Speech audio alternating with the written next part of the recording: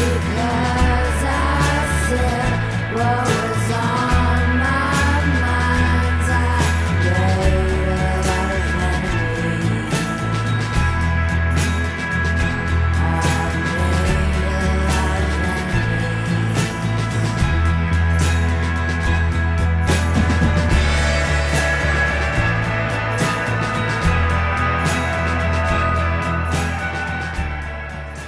enemies. Welcome, everyone, to the Science from the Fringe podcast. My name is Bryce Nickels. I'm a professor of genetics at Rutgers University, and I am joined today by a colleague of mine at Rutgers, Lee Jussim, who's been there nearly 4 decades. His research is on stereotypes, prejudice and discrimination, political radicalization, and identification and reform of suboptimal scientific practices in social science, which is what is going to be the focus of what our discussion is going to be today. So, Lee, thanks for joining me on the Science from the Fringe podcast. Yeah, glad to be here. I know that this is a bit of a step down for you because you were recently on Jordan Peterson's podcast, and I must say I was very impressed with that conversation, and I suspect that I will not at all be able to match the intellectual heights that you reached with Jordan. Although I will say, I also can't like my outfit today. Doesn't he wear like a seersucker suit? Oh yeah. He was decked out, man. I was like this like pastel gray. Like I never put those two words together until describing what he looked like, with like azure pinstripes and these blue dress shoes and this bright tie and a Trump pin with a wad of orange hair pasted on top of it. It was great. So do you want to say a little bit of, give us a little bit of a background on what your area of study is and sort of what you've made your mark in your career? So, I mean, you summarized it in the intro pretty accurately. I mean, for years I did stuff on stereotypes and prejudice in a very conventional social psychological way, looking at racial stereotypes and prejudices, social class ones, stereotypes and prejudice involving homosexuals, gender stereotypes. So it's very conventional social psychology in some ways. It was unconventional in some other ways because I consistently found results that went against the dominant narratives in the field. And then when I looked at the literature, I found that really almost everybody's finding the same thing. They're not narrating it in the same way. So for example, I'll just give one example of that. This would be 80s, 90s, early 2000s. If you have, so the classic narrative in my field is that stereotypes bias judgments of individuals, meaning, if you or me or anybody is judging, say, a male or a female or a black and white applicant for a job, your gender or race stereotypes will bias and distort your perceptions of that person. So those aren't false. You get small biases, sometimes moderate biases, but typically you get small bias if people have no other information besides race or sex. As soon as you give them merit-type information, accomplishments, competence, visas, resumes, work histories, as soon as you give them that, people judge individuals almost entirely on the basis of the merits. Sometimes you still get a little residual bias. Often you end up with no bias whatsoever. So that was everybody's data. And I said that. And so, they didn't like to hear it. But it was my data, it was their data. So it was the first way I kind of ran into, I didn't really run into trouble, but generated some controversy within my field. And that was really just the beginning. But anyway, that's the stereotypes and prejudice stuff. And about 7 or 8 years ago, I started applying similar sort of methods and ideas to understanding political radicalization, political polarization, and political stereotypes and prejudice. And those are all connected in that, for example, extremists are most biased compared to people closer to the center in their judgments of the other side. So to a progressive, most Republicans are fascists. To somebody on the alt-right, Democrats are communists. That's what I mean by this sort of exaggeration thing. So now it's not like this so complete under. There are. Lee, can you actually define, like, scientifically define what is the definition of bias from a Yeah, in the scientific yeah. standpoint? I mean, first place, there are many different kinds of biases, and therefore there need to be different kinds of definitions because there are different kinds of biases. When I use it, I am referring to systematic errors. You could use national surveys of people's political beliefs. For example, you could ask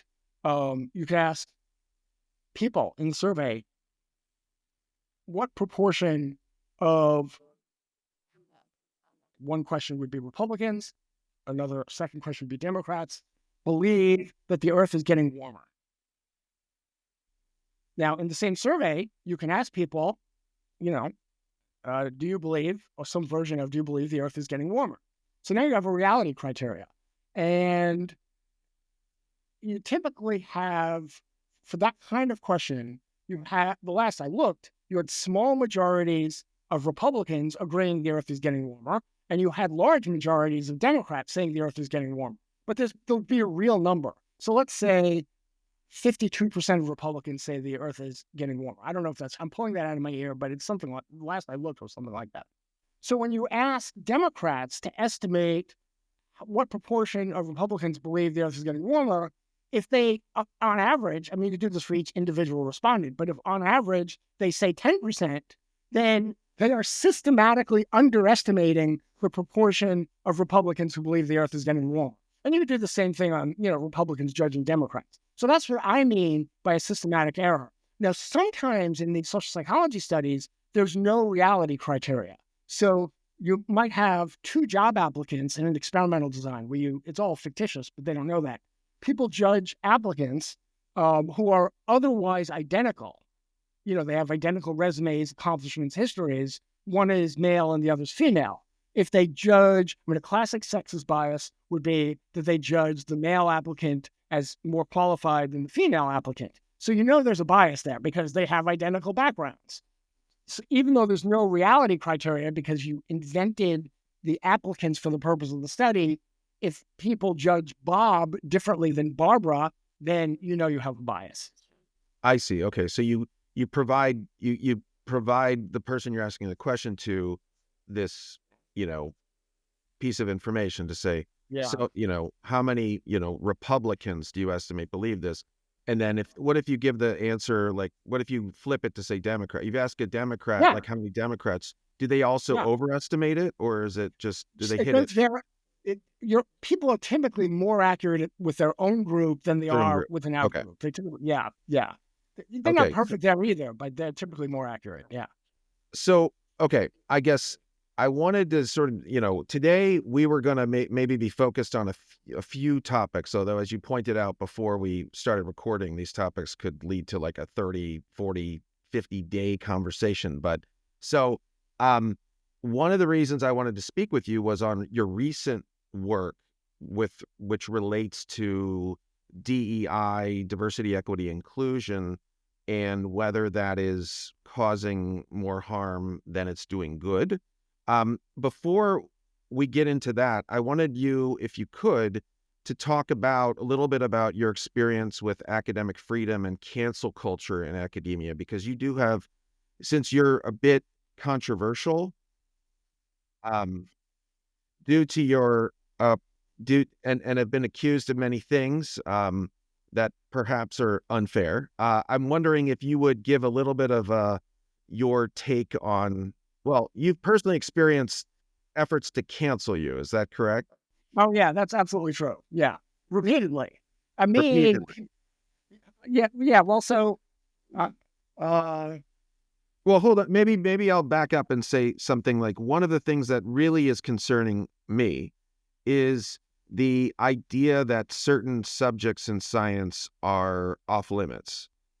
So people that know what I've been doing, I've been involved in, the science around where the COVID-19 pandemic came from, whether it came from nature or from a lab. And one of the remarkable things that recently happened was a few months ago. I think it was about 40 scientists or whatever, STEM professionals published an op-ed that claimed that investigating the lab leak hypothesis was dangerous.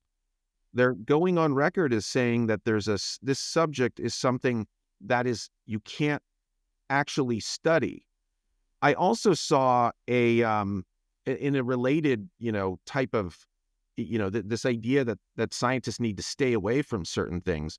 I saw there was a story about, and I don't want to butcher it, but I'll put some B-roll here so that it was a story about how there are certain cultures where there are more tendencies of individuals in those cultures to marry their cousins, and the consequences of that are problematic because it leads to over generations of marrying and reproducing with your cousin.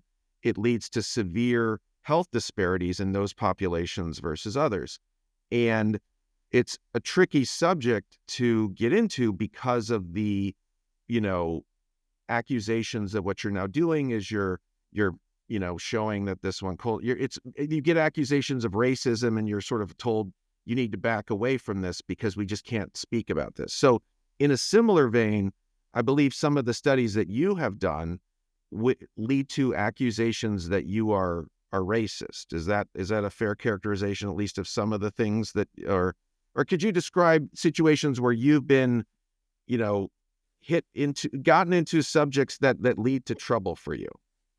Yeah. Well, so, the first, there have been so many, so that this risks knowing the whole thing. So I'll try to do the sort of an intro briefly. I know those are like deadly words by any academic. I'm going to try to do this briefly, though.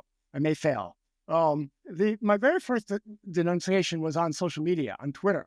One of my followers I interact with a lot, posted something about women doing pretty well in America. This is like 2018, something like that. And she was denounced by what turns out to have been some Black graduate student in Ireland. But all I knew is she was, this was retweeted as white women, white womening. White women, white womening? Is that what? White women, white womening. Yeah. That's what she now. And I call that a racist sneer, which it is a racist sneer. Right? It's definitely something. To me, whatever we label it, it just seems a bit wrong. It just seems wrong. It's like, I don't know what it is, but it's just wrong. It's just not cool. Like it's just rude and inappropriate, I guess, as well. Yeah. So, well, I think anytime you invoke, to me, almost anytime you invoke someone's demographics as a basis to insult them, you are an ist of that type, whatever you're doing. If if it's men, if it's religion, whatever, right? So, I imagine if this were, Muslims, Musliming. I mean, it's like it's no, obvious. I know you can put a lot of things in there, and it goes. You can, yeah, you're definitely right? wrong. So, yes, it's completely wrong. So, she then brought down hell on me somehow. She created this on social you. media on me. Yes, for calling it a racist sneer. And there were academics all over the world hating Rutgers to get me fired. Wait a second. You were defending your student? Wait, I'm confused. It wasn't a student, somebody who interacts with me on Twitter. Oh, somebody interacts with you on Twitter was accused. She was, so she posted women are doing well in America. This Abiba Burhane, this Irish graduate student, she's in Ireland. I see. Emigrated from one of the African countries. I don't remember which one. And she retweeted "Women are doing well" with the headline tweet, "White women, white womening." I then referred to white women, white womening as a racist sneer. Right. And you were accused. And then I'm denounced. What were you accused of there? What was the harassing a Black graduate student and creating a hostile environment. I mean, all sorts of things. This was my first experience. I subsequently learned that what you want to do in these, when you're subject to these sort of mob cancellation attacks, is document everything. I documented some of it. Stay But- silent. I watched the Peterson. You say you're quiet for a month. It said like you Yeah. go into a shell for a month. Yeah. You document everything. And Something then- else. You and don't then react. counterattack. And Yeah. then you never Counterattack when you're ready. apologize. There was something Yeah, about yeah. never apologize. No, you know, in the universe of these events, there are probably times where, independent of the mob, someone might think they actually did something wrong. And if you really think you did something wrong, not because of the mob, and you should have no illusions that this is going to sate the mob, it's not going to, but maybe you should apologize because you believe you actually did something wrong. Now, Jordan said something very interesting in response to that. He said, when people are under that kind of pressure, they can often persuade themselves that they did something wrong, even though they didn't. And that is an important caveat, actually. I think he was absolutely right about that. So, but in general, you certainly shouldn't apologize just because people are coming at you. That's completely true. So anyway, I was actually chair of the psychology department at the time, and one of the associate deans kind of sat me down, and I'm cutting this longer story short, and said, "What are you doing?" And, and at some point he said some variation of, "Look, Rutgers protects academic freedom. You can say anything you want, but that doesn't protect your position as chair. Like if the dean's office thinks that you're creating, too much controversy that the university doesn't want to participate in, this really could be a problem." And then, so that began to get my back up, actually. But then he said, "And do you really want this kind of, nonsense?" And I kind of calmed down and thought, for the most part, I don't. I really don't need this. So I backed off at that point. And nothing came of it. I finished my term as chair. That part was completely fine. So that was the first one. The second one. Well, can I interject real quick on that point? Because I think I actually agree with the point of your position at Rutgers. Like once you become a chair, there is a difference now in what I believe would be appropriate behavior. So I think that is a fair point that when you are a chair of something, that there is an additional something attached with your behavior. I don't know exactly how so that I think is reasonable, but it's unclear what that boundary is. It's perhaps just better to focus, because like what it basically is like you decided to do something that was going to have an impact on your ability to function as a chair. And was that important enough to do it, right? And probably not, probably not. Yeah, you got nothing to apologize for is the problem. Like, right. It's just interesting. Well, he didn't ask me to apologize. Right. What the ask was to Delete not go down this road, go in the future. The next time was actually a whole conference was subject to one of these attacks. This was the National Association of Scholars, which is probably they're formally nonpartisan, but they're probably the last freestanding association of academics that leans right. Their whole thing leans towards conservative politics. And they organized a conference on what they titled as Fixing Science. So this is very much the science reform stuff that I work on. It's improving methods and practices. It wasn't in psychology. This was across the board. There were psychologists there. There were climate scientists there. There were statisticians there. There were people from across academia invited to this conference. So when it became publicized, it was many of us received a letter urging us not to go. There were blogs written, and people took to social media. It was called a front of the KKK, which is a completely ridiculous accusation. They were called a shill for climate denialism. And, it just kind of went on and on. Some of this was by at least one, really two very prominent science reformers. This is sort of what we were talking about a little bit before we started recording. There is a movement in psychology and beyond to improve methods and practices. And on methods and practices, things like what are the best statistics and what are the methodologies and research transparency, these groups are usually very, very good. When it comes to political or moral distortions of science, they're horrible. They are as bad as anybody else, and maybe worse. And there were some of these science reformers that were, basically concocting absurd claims about the National Association of Scholars. So there was a lot of pressure on the invitees not to go, and 2 of the junior pre-tenure invitees dropped out. But the rest of us attended. It turned out to be a great conference, actually. What year was this that this happened? 2019. Okay. 2019. Yeah. So that's the second one. The third one was internally to the psychology department. At the height of the George Floyd protests and riots, I was chair of the department.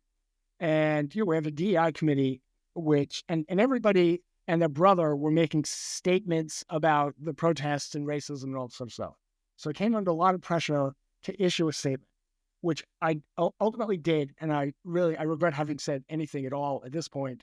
I should have invoked. I'm personally adopting neutrality. I'm not making any political statements. I'm sure had I done that at the time, I would have been denounced because, condemning racism is not political. I'm sure that's what would have happened. Anyway, I made a very even-handed statement that there was sort of a lot of propaganda going around in every direction, and that it really behooves academics to be their best selves and approach understanding everything from Floyd's murder to racism more broadly, to the protests sort of calmly and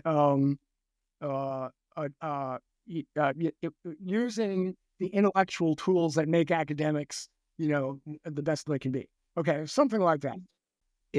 During that time period, if I would have read your statement, I would have been one of the people to pile on you for that. And it hasn't been until recently where I've really seen a lot of it's taken me to go through some of this stuff personally, but also then be more in tune with, as you say, the propaganda piece of this and the manipulative piece and the taking advantage of our emotions. To see that, that video is evokes a very visceral reaction, and one of horror and one of wanting to rise up and do something. And I guess understanding now more about exactly what you said, I completely, I see exactly why you would say that, but your audience is not at all going to want to hear that. And furthermore, I mean, I just know how I would have reacted to that. I was said you were a piece of right? I mean, this guy Lee, I can totally see why you were destroyed as someone that would have been part of the destruction of you because of the emotive state. It was not quite that bad. Lucky I wasn't in your department. I would have. But that's the thing. I'm trying. I've obviously been, changed a lot in my mindset, but it leads to so it wasn't that bad. What happened to you, in fact? Yeah. Well, so on the way out the door, one of Rutgers' social psychology program grads, not one who worked with me, sent this letter denouncing me, calling me a racist. Here's a quote: "To ask that the BIPOC faculty, staff, and students of color remain sober and cool-headed demonstrates a failed understanding of the systemic ways in which this country has failed its very citizens and enacted violence against Black Americans, and the true exhaustion of constantly having to defend the right to exist freely and wholly." It went on that for 3 or 4 minutes. Right. Okay. So in this case, this is actually one of the rare cases that I came around to thinking, you know what? It was a mistake to send this. I should have made no comment. I apologized for sending it. It was actually another faculty who stepped forward and said, really, the chair shouldn't be making political statements. I thanked that person and committed to making no further political statements. Was that a So I guess I didn't, what you said, it didn't sound political to me, did it? Like it I was sounded like, expressing a political issue. oh yeah, sorry, an issue on a political, yeah, okay. Yeah, So, right. And yeah, I guess, and actually this has been something that's recently emerged is I think before universities and sort of like departments, it's useful to actually have a clear statement about that the department chair or the university president of the university will not, as a policy, weigh in on XYZ. And then yeah. when something happens, they just don't have to weigh in instead of being, Right. and it makes a Well, lot of sense. Yeah. yeah, that's what's called institutional neutrality. An institution or an organization commits to not weighing in on the political issues of the day, except in a narrowly tailored way. So, if it would be reasonable, even for an institution that um, adopts institutional neutrality, if there are to be draconian cuts to science funding, it would be reasonable for them to weigh in on that because they have a vested interest. Part of what makes a university run are science funding grants. So that, to me, that would be an exception to this institutional neutrality because it's directly related to the functioning of the university. But they wouldn't be weighing in on, whether Trump is a fascist, immigration policy, and they might weigh in on immigration policy if it directly affected the students at that university. That would not be ridiculous either. Well, see, you raise a point here, which is that you can have, like, it's always hard to sort of like make blanket rules, but the key thing I think is just trying to, it's boring. The middle is boring. Like striking a balance is boring and everyone hates you. Like it's great. It's right. great. Yeah. There's good social science evidence on that. That is, when people act in an earnest way, trying to understand, even when they're on one side, even when it's clear on one side, if they earnestly try to understand and acknowledge truth or value on the other side, both sides hate them. That's right. Literally also, true. Yeah, no, and I've seen this, and of course, and I've participated in hating the person in the middle, and I just whatever. I mean, but the it's kind of interesting. Yeah, but the thing is, tension is good, friction is good. Like I like to lean into these uncomfortable discussions because I feel, personally, that's where I get the most out of discussions that tend to be a bit uncomfortable. If people can tolerate, it's not many people can tolerate. The issue is the tolerance. The friction and the disagreement can be very constructive. That's absolutely true. This emerging literature within social psychology, it's new, so I don't know. Is it true? I wouldn't go that far yet, but it's certainly interesting that understanding things is a social process. Like, it's not just you're doing it on your own. Like, obviously, we're all individuals and we're responsible for what we're doing. We can only be responsible for ourselves. But for example, figuring out whether, let's say the new administration starts actually deporting immigrants. And let's say some of them are at Rutgers. I will figure out my opinion on that in part by talking to people, by hearing what the arguments are and, what makes sense and, what was a good point that I hadn't thought of. And that for me, that would be a social process. And I think a lot of things are like that. It's a good theorizing in the social sciences is usually a social process. Can we pivot a little bit here to the key thing that's going to emerge in the new administration, or one of the key things, which is diversity, equity, inclusion? Yeah. I think, I don't know if I publicly said it or just sort of mentioned to other people, certainly the Trump administration has stated this very publicly, that one of their goals is to get rid of DEI. And how they're going to do that, I'm not exactly sure, but I think they brought in, I think his name, is it Chris Rufo? They might have brought in to be like a DE. I don't know if it's a czar or something, but the goal is to figure out ways to essentially rip DEI, and I will use like a very, like, it's going to be aggressive. It will be aggressive, and my position on it is one that the university should embrace it.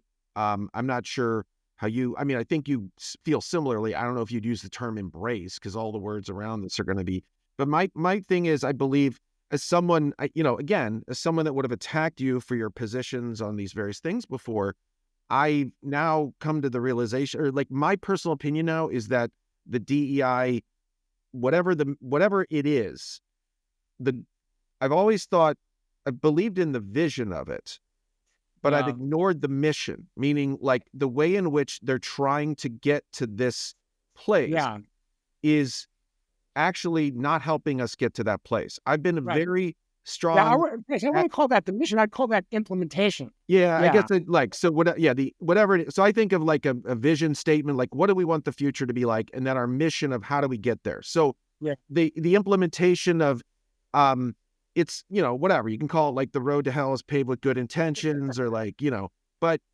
I am now fully on board, very fully on board with DEI, whatever the way in which DEI is being, implemented, whatever it is, as actually causing more harm than good. And that's as someone who's been tried to support efforts to make better workplaces, to make workplaces, whatever. And oddly, many people that are in a similar mindset of wanting to make, places better for people also privately say that DEI is terrible. Like they build up this large administration to do DEI, and then they just come up with like literally, I would gladly, I'm publicly here, I'll put this out, of course, that Rutgers should dismantle its DEI infrastructure. And I hope the Trump administration forces them to do so, because it is not at all. Okay. There may be good things about it. Sorry, I don't want to be so aggressive with it. I would like to, we can keep the good and get rid of the bad. It just seems to me that there's, more harm than good here. But so one of the things I wanted to just, start with about the DEI discussion, because this gets into your recent findings, as I said before to you, before we start recording, is that in discussions in my department about diversity, equity, inclusion, we always begin with this statement that I find odd, in a sense, that we all accept it, or that you're expected to accept it, which is that studies show that diversity is beneficial to the workplace. So that's always like baked into the conversation. As a scientist myself, it's, well, okay, whatever. As a human being with a brain, don't even have to be a scientist. There's some questions about that statement, which is, one, what is the diversity we're talking about? Two, how are the studies relevant to my workplace? Because I suspect whatever workplace was being studied wasn't, how similar is that workplace here? And three, has anyone actually read these studies and evaluated them? Because we are scientists. And then four, how come if I raise these questions, I'm a racist? But anyway, if you want to take this apart for me as somebody, you're an expert in this. Frankly, we should listen to experts. So as an expert, please inform me on this statement. Thank you. I know. Be careful with your words, because you might violate DEI as we're going through I know, this. right? Yeah. Well, I don't. The evidence on whether diversity improves, you need to say that it improves work, like, is so complicated. Like, what are we talking about? Whose work? What jobs? What aspects of work? Does it improve the products of work? So one of the things that is, if you watch any TV at all, that anyone can see, you don't need studies for this, is over the last 4 or 5 years or so, you have this dramatic rise in, I'm going to use the term progressive diversity to refer to elevating or amplifying people from groups that progressives consider, and to talk about, this is Well, you had a term for it. Euphemism treadmill, right? There's people of color. Privileged categories of oppressed people. That's what you Yeah, said. I thought that was a useful yeah. Well, phrasing. Yeah. with that, there's some in progressive circles they're called minority. They used to be called minorities. Now they're called minoritized. Sometimes they're called underrepresented. Sometimes they're called stigmatized or oppressed. So now that's a subset of diversity.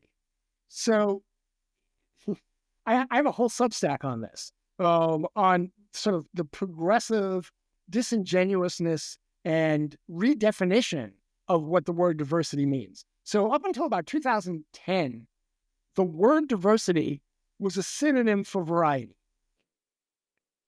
Well, it makes sense, right? Yeah, Variety. right. Yeah, yeah. A variety of something, right? Right. Yeah. It's some sort of variety. Right. Exactly. I don't. So The other thing too, I don't like. I really now, I've mocked this thing. Like it's easy to make fun of, but I really don't. I actually don't feel like making fun of it here because really is well intentioned, just gone off the rails. Like inclusivity has become a very strange thing. But sorry for interrupting. It's weird because normally I would just want to start dunking on this stuff, but for whatever reason, I don't feel like it now. I'm actually kind of sad thinking about this. well, You're not like you actually studied this, and it's like you're gonna. yeah. I mean, good intentions is a weird thing. Yeah. It's a very weird thing, right? Because people often, some would argue, between usually and always, drape their naked self-interests, status striving, power striving, job seeking in benevolent sounding terms. Okay. Right. Okay. Now yeah. All right. So that's another point altogether, whether these are real. Yeah. Okay. You're right. So let's just say, right. Good intentions stated, self-reported good intentions. How about that? We don't know. Yeah, but you know what? The most evil, horrendous dictators in history framed what they were doing as socially benevolent. So basically, the idea, just the concept. So I think this is the point. You don't need more than like a couple brain cells to reject the statement. Studies show that diversity, or like we all know, studies show diversity improve. So that just needs to be removed from these discussions, I think. I mean, but the framework that sets up this problem, because if you question that, so like as soon as you question that, that's a problem for you in academia, or if you introduce different forms of diversity. Again, all of these things, when you talk about them in certain circles, you get like, you just look at, but perhaps maybe the thing that is most obvious right now is the lack of political diversity in academia. You had a student that did a survey of 2,000 faculty across the country or whatever. And what did you find? Yeah, well, it's really what he found. It was his dissertation. What did he find? I just removed his agency, by the way, just so you know. He's good. He's sufficiently high in agency. I'm sure he won't be the least bit insulted if he runs across this. So this is Nate Honeycutt, who's now actually a research scientist at FIRE, the Foundation for Individual Rights and Expression. And as a researcher there, he's still publishing in journals, also does reports for FIRE. So for his dissertation, yeah, exactly as you said, he surveyed faculty from about 150 of what were once called R1 and R2 universities. These were universities where research was the primary mission or sort of equal with teaching. So he didn't look at primarily teaching schools or the community colleges. He looked at the sort of 150 top research-oriented schools. Okay, surveyed close to 2,000 faculty and simply asked them for their political identity. How do they identify politically? And across the disciplines, he did this, again, academia-wide, and overall, about 75 or 80% identify themselves as on the left. You had like 10 or 15% in the center and 5 or 10% on the right.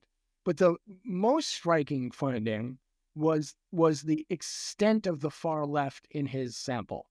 So 40% of his faculty sample self-identified as radicals, Marxists, socialists, or activists.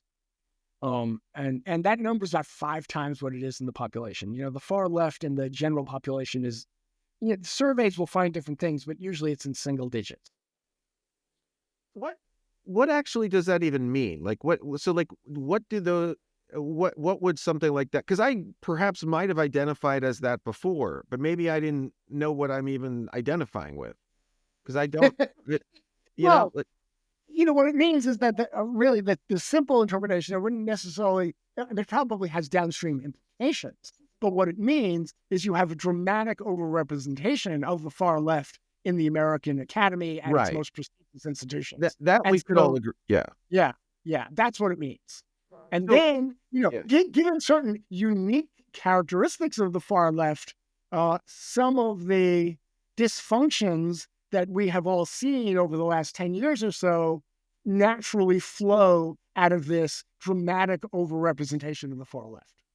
Yes. And that's where, perhaps we could even discuss that sort of manifesting itself in bad ways at Rutgers. I think I have been very vocal recently, at least, about how damaging this lack of political diversity is going to be for the, at least the faculty members if they keep leaning into this and defending it. Because what I see has happened is, well, my perception is that when you have, and this sort of just makes sense, if you have an entire group of people that identify with one political party, when the other political party gets into power, they don't give about what that group of people says or does. They can pitch a fit and they don't give a about them. And that's what we have. Right. I think it's worse than that. It's worse than they don't give a shit. They're now the enemy, right? In political terms, right? You're there to gain power and implement the things that you value and believe as part of whether it's your party or ideology or whatever it may be. And if an institution is filled with your opponents who are aggressively vocal about how much they despise you and everything you stand for, they have made themselves your enemy. And as such, when you attain power, the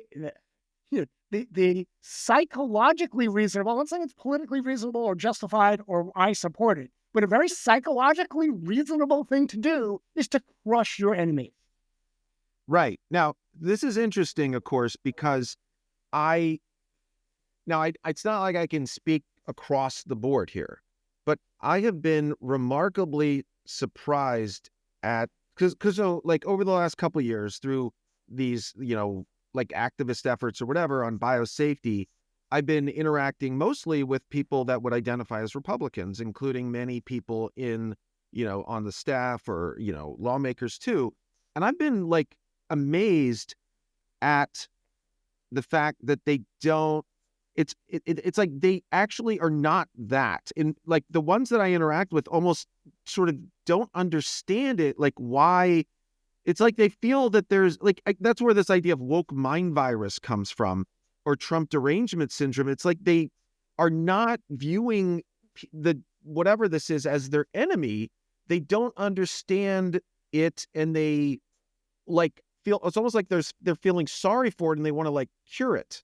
And that's perhaps where the DEI initiative. Because, for example, I've been very surprised at how supportive Republicans are for science and science funding. Yeah. And I've said, I don't understand, why are you supporting it? Why don't you want to zero out funding? They're like, well, we need science. We need science. I don't understand why these scientists are so, whatever this is.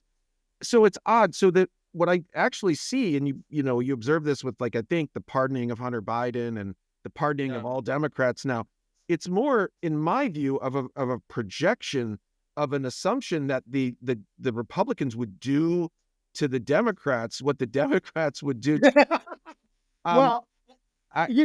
that's my view, and it's based on I will say, just in general, I much rather enjoy speaking to people that are Republicans right now than Democrats. it is so much nicer. They're so much more open-minded in those discussions. It could Yeah. be self-selected, of course. It is a very strange thing to me to just, it's like blown my mind how stupidly close-minded I had been before.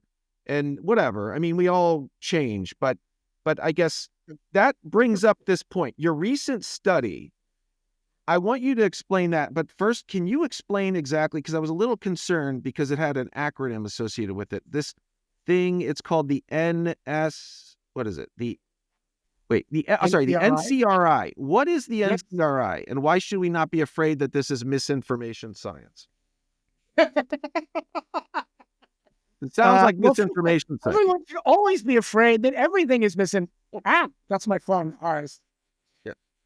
That was the head researcher from the NCRI. So as soon as we're done, I'm gonna have to call. Wow. Yeah, Okay. yeah. Well, they So heard we me. work closely together. So I started to say everybody should always be afraid that anything they read or come across is misinformation. And it's like, it's really important for you to know. I mean, obviously, you can't do that with everything. If the New York Times runs a report about some international event, it's probably reasonably appropriate to take it at face value, unless you have some compelling reason to look into it deeply. Right? And New York Times is reasonably credible. They get things wrong. They have their own slant. So, right. Okay. So, By the way, right now, like, I've been trying to get a reporter to correct a clear lie, and I've seen that exchange. I think I know what people are angry with me because of how far I'm going. Like, they're like, "Oh, let her go," like, it's okay for her to lie. I'm like, all right, whatever. Right. But you're deep in the weeds, and you have full access to exactly what happened in a way that a normal person won't. So, right. No, I know. Like, we have to rely on something. If I get I agree. an email from I live in the town of Hillsborough, from the Hillsborough cops saying, don't go on 206 because, there's a flood. I don't know, maybe they're making that up, and maybe there's a manhunt and they don't want to tell anybody and cause a panic, but I'm basically going to believe that there's a flood. Probably the drones. It's probably the drones are landing. Right. Okay. So, but if you really want to know if something's true, you should, have a certain amount of constructive skepticism about almost anything you ever read or see. Agree. So, and you can't be a nihilist and not believe in anything, but which is why, if the cops tell me this, I'm going to believe it. If the Times tells me that, and I'm not really paying that much attention, I'm going to go with that, because the Times, Wall Street Journal, there's a slew of credible sources for things. It doesn't mean they're perfect or always right, but they're reasonably credible. Because you just don't nobody can be an expert on everything, right? I mean, it's hard enough for me to be an expert on stereotypes, prejudice, and political radicalization. I'm not an expert on genetics or climate science or, the Israeli-Gaza war. I'm not any of these things. But there's an over-preponderance or whatever, over-representation of academics that believe themselves to be experts across all of those, which is one of the things. But what actually does what is it? What is it called? NCRI, yes. National what? Network Contagion Research Institute. So they are a freestanding research institute. The term network contagion captures the idea that they, what they study and what they try to detect are groups sort of organizing and mobilizing online to sort of disrupt societies and, instigate violence. And, as I see it, most of what they do is in the United States. They do occasionally do stuff internationally.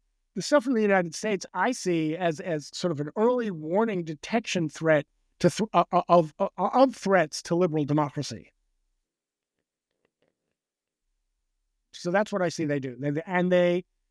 So they'll analyze social media platforms. Well, before I started working with them in 2020. Before that, and for a couple of years after, what they exclusively did was analysis of online social media platforms: Facebook, Twitter, YouTube, Instagram, TikTok, and the like. And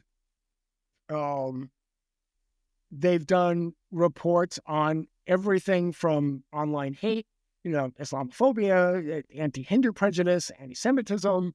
They've done stuff on conspiracy theories like QAnon and the stolen elections. They've done stuff on the January 6th riot, insurrection, whatever you want to call it.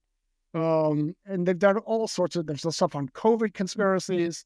So by the way, I was curious, what COVID conspiracies were they looking at? Because I wonder if they were looking and thinking that the lab origin was a conspiracy. Like, I wonder. No, I don't think so. I think it was more about vaccines, but I wasn't on those. Oh, so okay. Yeah, I'm yeah, not on yeah. I'm not. I am on a subset of their report. By the way, I gotta say, it totally sounds like misinformation. You're not helping your case. You're not helping. The reports are publicly available, so you can read them fine. for yourself. So Yeah, but yeah. but so what you did with them, you want to explain that, because this made news recently. Yeah. Okay. So this recent project that was posted about 3 weeks ago now is straight up social science, conventional social science. We did surveys and experiments. There was no social media component. Well, that's not completely true. There wasn't a social media component. That is true, actually. And what sort of the big overarching question was whether common rhetoric and pedagogy common to DEI interventions and trainings produced unannounced negative side effects, especially the demonization of groups identified as oppressor groups in certain DEI type frameworks. And I use the term unannounced negative side effects rather than unintended negative side effects, because if you read some of the literature, the kind of literature that we cite in these sources, it's hard to come to the conclusion that demonization is unintended. But of course, we can't read people's minds, so we don't really know. But what we can say is the stuff, again, that is draped as benevolent, as socially and morally benevolent, is a thin veneer over this sort of demonization rhetoric. Those are the big ideas. And we examined it in 3 separate studies, examining 3 different types of DEI. The first examined anti-racist DEI rhetoric and pedagogy. And the second examined anti-Islamophobia DEI rhetoric and pedagogy. And the third addressed the newest frontier in DEI. Rutgers recently adopted policy on just this, anti-Hindu caste oppression DEI. So we designed 3 separate experiments, one to address each type. So in the first, how do we address this in an experiment? Well, I can tell you what we did. I mean, somebody could do it differently, but this is what we did. We excerpted quotes from the 2 most popular books, often used in DEI trainings. They're often required of new students in colleges and universities around the country. Ibram Kendi's How to Be an Anti-Racist and Robin DiAngelo's White Fragility. And we kind of took the quotes, added a little connective text so that it would make sense, and then had people read that, or in a different group, they read a neutral control essay about growing corn. So let me give you a little bit of a flavor of the anti-racist, this is what we're calling the DEI intervention based on Kendi and DiAngelo. So this went on for a full paragraph. I'm only going to read a couple of sentences. White people raised in Western society are conditioned into a white supremacist worldview. Racism is the norm. It is not unusual. As a result, interaction with white people is at times so overwhelming, draining, and incomprehensible that it causes serious anguish for people of color. And now imagine that going on for like 3 times as long. Okay. And then the other essay they read about corn. So we do this with an online sample. People are randomly assigned to read the DEI essay or the corn essay. So some people read DEI, some people read corn. After reading whichever one they're assigned to, they get a scenario about which we're going to ask them some questions. The scenario is very short. It's short enough that I can read the scenario in its entirety. A student applied to an elite East Coast university in fall 2024. During the application process, he was interviewed by an admissions officer. Ultimately, the student's application was rejected. That's Now, the scenario. can I ask you a question? Why did you choose he, not they? Sorry. I mean, it is kind of funny though, right? Because you did put gender in there. Right. We did. It's absolutely true. Go ahead. Yeah. All right. So after getting the scenario, we had them rate in a variety of ways, which I'll go into in a minute, how much racism they saw in the interaction. So they claimed to have... By the way, that in and of itself is a very funny question, like based on what you just read. Like literally... So I have to admit,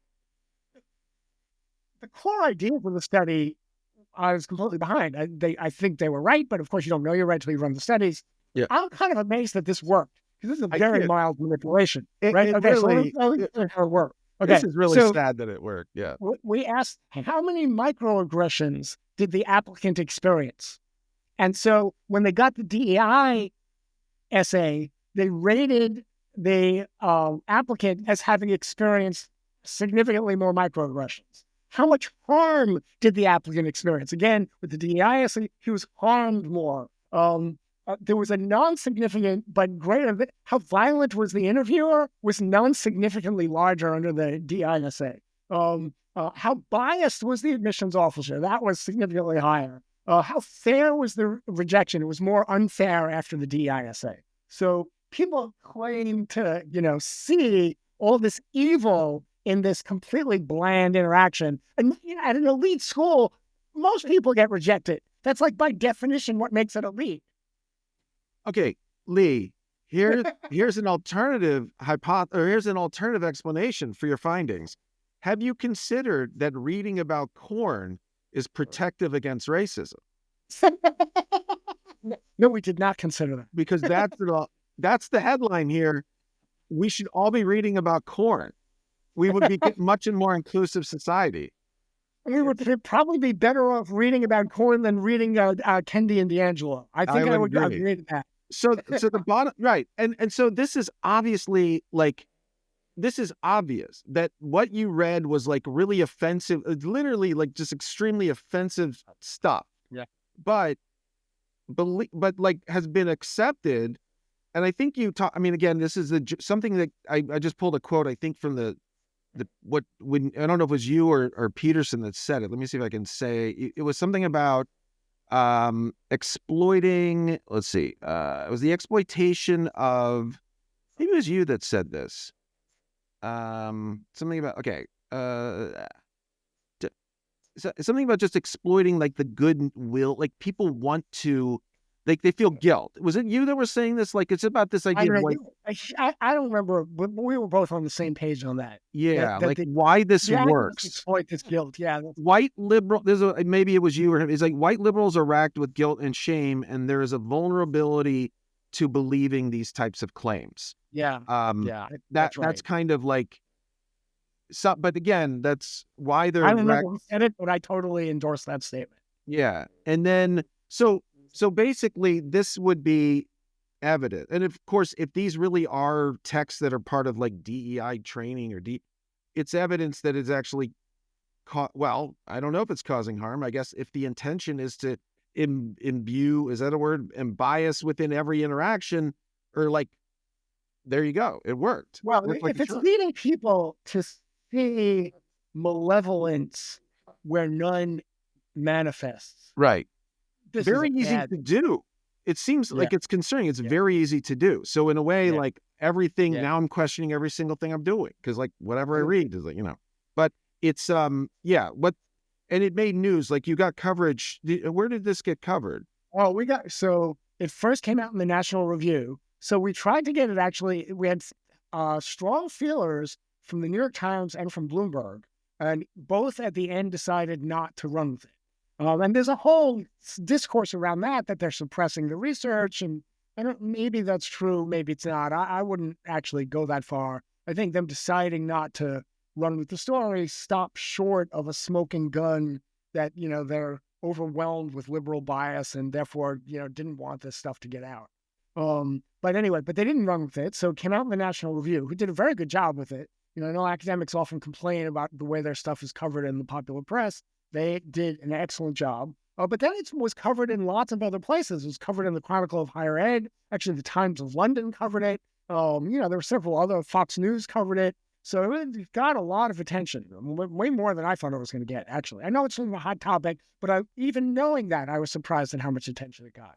Well, I think well, that's true, but I think you're only going to get more and more attention based on where I think we're headed, especially with the with the new administration. That seems to be, it will be a major priority. So I guess the last thing I wanted to talk to you about was like Rutgers specific things, which I guess specifically, let's talk about our union.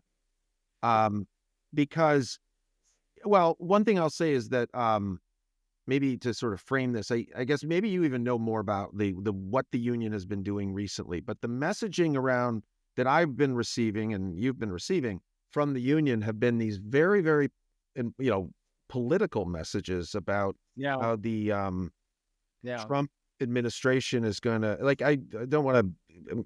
Basically, it's communicating to the members that we're all under threat because of the new incoming administration, and that it's like pitching us as like enemies of the incoming administration.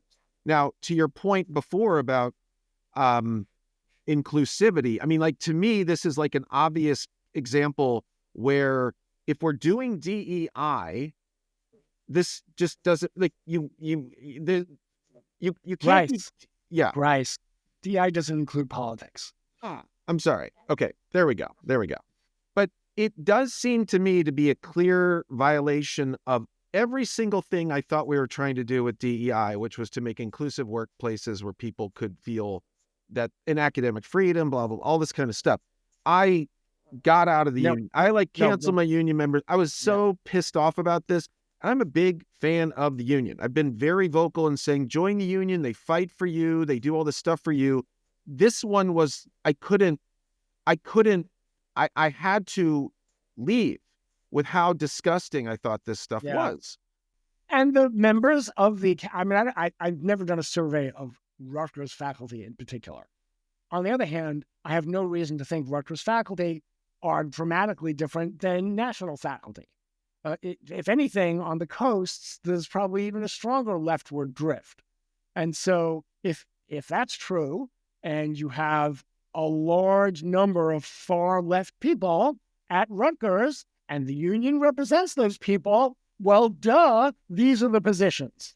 But that goes to this thing that you said before, which was somehow you're creating a situation where somehow we're enemies with half of the, like, this is not okay. Like, I reject this intellectual framework that says that half of the population are enemies.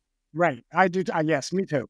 And that's why labels like Hitler, fascist, racist, then it's okay. And we can talk like this conversation gets nowhere, and that's fine. Luckily, the government right now is going to try to dismantle this. And that is why I favor getting all of the DEI out of it. I'm assuming that, and there's some science to back it up, your stuff, to say that if we remove this messaging, maybe we can start to restore a more, like, this is not what academia should be. We should not be a place where even strategically, for the faculty to be the enemy of the administration is stupid. It's stupid. Yeah. So assume they're horrible, then it's stupid. Regardless of what happens with DEI, which they probably would help to some degree on the political front, it's not going to solve the underlying problems, which is this extreme far left drift of faculty going back decades. And people are tenured; they're not going anywhere. Even if they're not tenured, who's making hiring decisions? Well, it's the existing faculty. You think the existing faculty that sees the new administration is the enemy, is going to hire somebody who's openly right of center. Like, those people are evil, racist, Nazis, and fascists. Why would we want such people at Rutgers? So of course, they probably can't say that, but they'll have other, it's always not that hard to come up with pseudo plausible reasons. So the underlying problem is much more severe, even if DEI is completely extirpated from every American university, which I don't know what I think about that, but just even in that extreme case where that happens, the problem is still going to be there. You have cut off maybe a major branch of the tree, but the trunk, most of the branches and the roots are still there. You know what would fix it? If we just had cluster hires of conservatives. What do you think? Sorry. Well, I was using. I know, right? Yeah. So, Michigan, University of Michigan, which has been terrible on DI, right? There was that expose in the New York Times a couple of weeks ago that was just devastating about the damage wrought by Michigan's DI. So the regents, it looks to me, so again, I don't have any, I got my PhD in Michigan. I loved being there at the time. And then it's like took this hard left turn. But the regents, it looks to me as an outsider that the regents are establishing their control over the university. So they recently announced several things. One is that they're doing away with DEI statements for hiring and promotions. So that's an improvement, right? Those are, regardless of their intentions and other things they might have done, it's not clear to me that they ever accomplished anything positive, and they were used as a political litmus test to screen for people who at least could tell a good talk about sort of progressive shibboleths and masquerading illegal affirmative action as if it was something else. I mean, that's kind of what DEI statements. So, but they got rid of it. So that was good. Then they also announced that there's going to be a new program of greater support for low-income students. That's something I completely, you have to be qualified, right? I mean, but if you have the academic goods to get into Michigan, which is it's a state school, but it's an elite state school, and you can't afford it, I think it's great for them to have that kind of program. So it looks like that's happening also. At least one of the regents commented, so I don't know how serious this is as a proposal, that perhaps they would get the money to support low-income students by dismantling all or most of the DEI bureaucracy. It could be a much better use of the money, whether or not, regardless of what even if you love DEI, you can use it to pay bureaucrats to produce outcomes of unclear value, or you could pay students who otherwise couldn't attend. And if you apply it to low-income students, you are going to disproportionately sweep up Black and Latino students into that because they are disproportionately on the low end of the income spectrum. Lee, this is the thing. You pointed this out before, and this is what I actually kind of believe, and I hate to be a cynic on this. They don't care. That's not the goal. The goal was the administrative and they actually don't care about the outcome. That's the challenge. Do they actually care? And I got to bleep myself all the time, but I think you would. This is science from the fringe. I'm fine with it. So. Yeah. Well, people don't like the cursing. Republicans don't like cursing. This is what I heard. I got to watch it. Okay, all right. I have to watch it. I was very careful on Peterson's thing, but I'm not saying I let it slip all the time. So. But the point is that I've just been so disappointed that they actually, people who really are advocating for these DEI things, or when you present them with an equivalent scenario of like issues, they don't see it. Yeah, they just and they sometimes reject it or attack it. Yeah. We did a video about this. Jay and I did about this very thing with respecting. There was a minority community upset with a lab being built in their community, and the reaction of scientists to this Black community, a poor Black community, complaining that, I complaining, like saying, what the hell, you're bringing all this neighborhood, like this is dangerous, was to call them like just to attack them, say they were stupid and like garbage. God. And I just, that opened my eyes in a way that like, I was like, they don't care. They Yeah. actually don't care. Now to accuse them of that, they'll take serious issue with that. Like, well, I've had students in my lab and we've talked about racism and come on. This is like you said before, it's self-serving. Well, I'm not going to label all of it. I hope they care, but I don't think they do.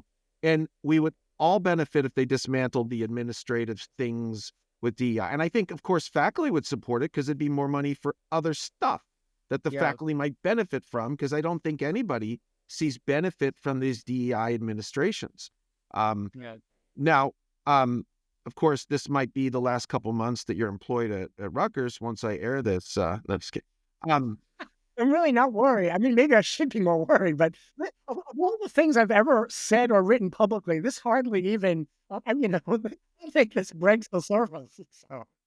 Okay, so do you have any final words? I guess we should wrap up. Do you have any final thoughts on where you think we go? Or I think we're in a shift to the right, getting back to where we should be, but maybe you're a little less optimistic. Yeah, so there was one more initiative that, as I understand it, is in the works. I don't know how committed Michigan is, which is a good example of a constructive way to address the political balance. They also are talking about, maybe it's a commitment, I don't really know, creating a new freestanding Institute for Civic Engagement.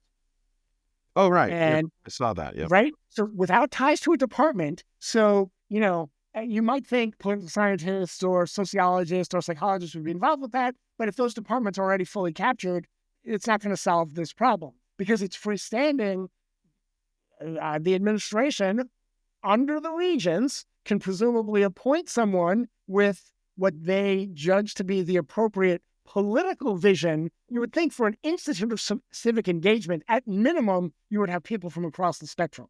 You wouldn't pepper it with far left radicals. You probably shouldn't pepper it with far right radicals either, but you would want some representation, because if you're engaging in controversial topics civically, what better way to do that than to model doing so by having people who disagree yet work together and are able to work together?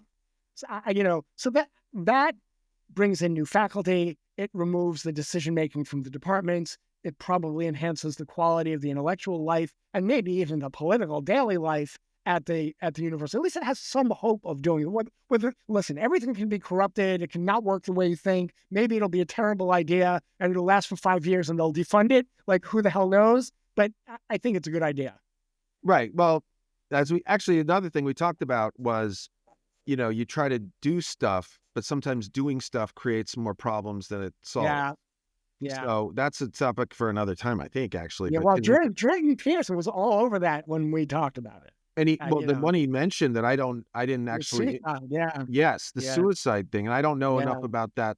I don't know the literature on that, but me either. It's not my area. Yeah. So it's interesting to think about, and that's actually a common theme of people that are trying to rush in to fix things, is to do stuff. And the concern is, well, maybe you shouldn't do stuff. Now, people will say this actually. So one of the things I'm interested in is journal reform. I think you're interested in that too. Yeah, I think we should get rid of journals, but people say, well, maybe that's going to cause more harm than good. I don't know. We'll see. But I mean, that's an example of something where I have like what would be considered like a radical thing. Like, we need to just get rid of this. It just doesn't work. And there's no way of fixing it. It needs to go away because we have the tools to replace it with something better. I am very sympathetic. It's an interesting point. I would simply argue that if we believe we have something better, we should just do it and if it really is better, the journals will die of their own accord. No, they won't, because they're funded by tax. Like they're subsidized to exist.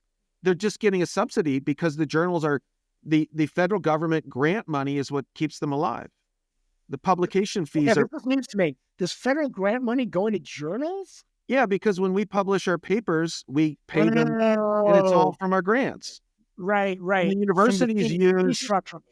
Yeah, the Right. fee structure, like if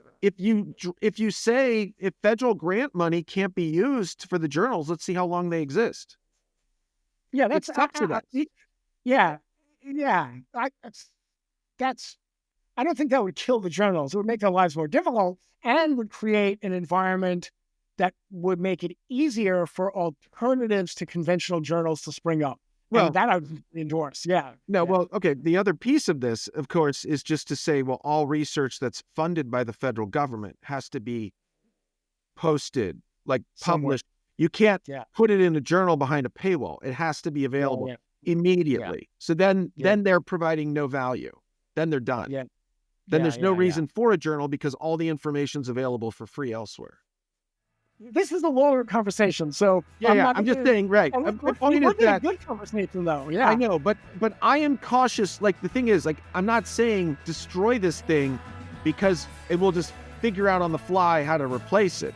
It's a situation where there's a replacement that we just need to get rid of the stupid thing and replace it with. But anyway, thanks for joining me on Science from the Fringe, and we will see you again later, I guess. I don't know. Take care, everyone. I hope so. Take care, Bryce.